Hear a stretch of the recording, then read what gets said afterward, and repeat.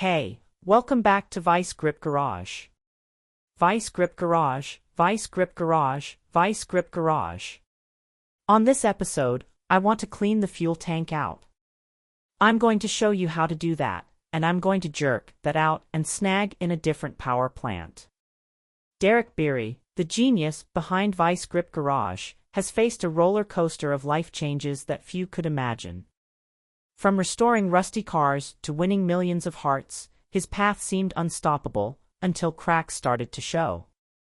How did unexpected controversy turn his dream life into something far more complicated? Tune in as we uncover the twists that changed everything for this automotive icon in ways he never saw coming. Building a passion with bare hands, the driving force behind Vice Grip Garage wasn't the kind of guy you'd expect to fall in love with cars. Born in Minot, North Dakota, on May 16, 1984, he grew up on a farm. Forget about a love for cars that some folks claim to have since they were born. He learned something a bit different, the importance of fixing things with whatever he had around. His dad and grandpa fixed everything they owned, machines, appliances, you name it. They didn't run out to replace something unless they had to, and this mindset shaped how he approached cars later on.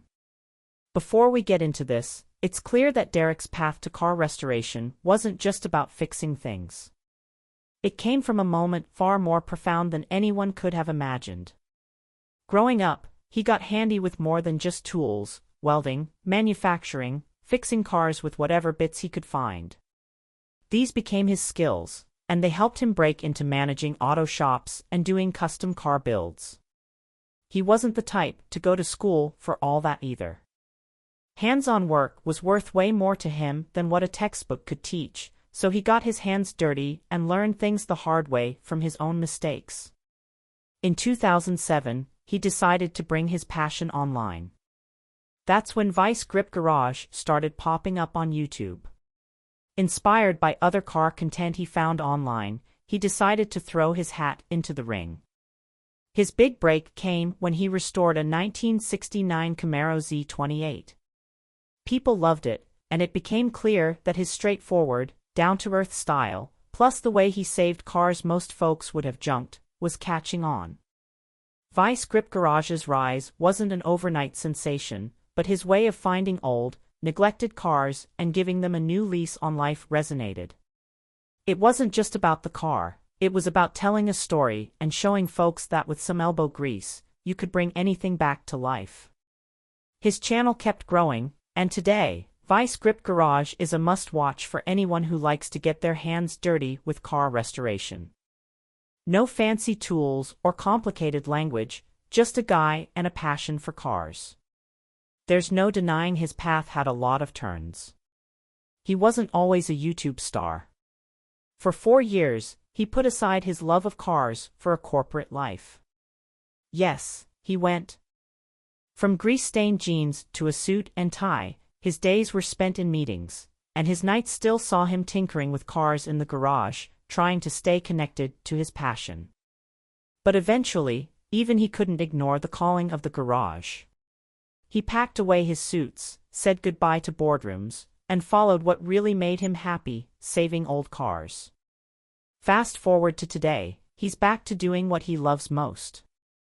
With over 2 million subscribers and counting, Vice Grip Garage is a massive hit, and his story, from a farm in North Dakota to a YouTube star in Tennessee, proves that you can rewrite your story anytime. People think of luxury as money and fancy things, but he found luxury in freedom, the freedom to do what he loves on his own terms every single day. When he left behind the corporate world, he was already a respected name. He had led teams, been a company president, and done well for himself. But it wasn't making him happy. He realized that sitting behind a desk, making deals, and wearing suits wasn't what he wanted. So he made a huge decision: he quit and swapped all that for garage life.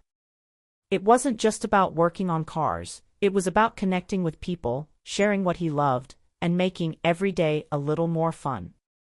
Most people see success as being able to buy expensive stuff.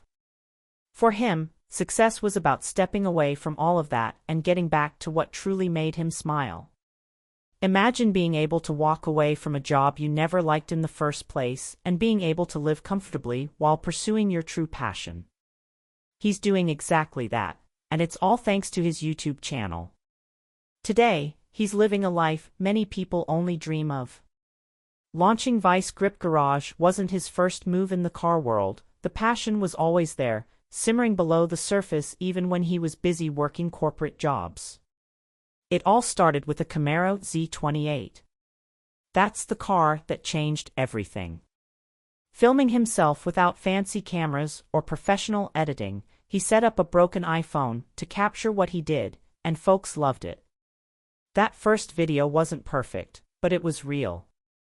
He was upfront, he was no expert, and he was just sharing what he did. People connected to that honesty. Leaving his stable office job wasn't easy, but what came next changed his life and brought long-forgotten cars back to the spotlight. Moving south for a better life. Since then, his videos have racked up millions of views. His YouTube success brought in money, sure, but it also opened up new opportunities.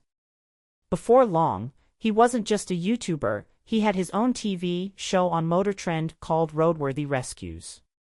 The Vice Grip Garage brand expanded, and it wasn't long before he was selling merch, tools, and car supplies, all while keeping his focus on doing what he loved.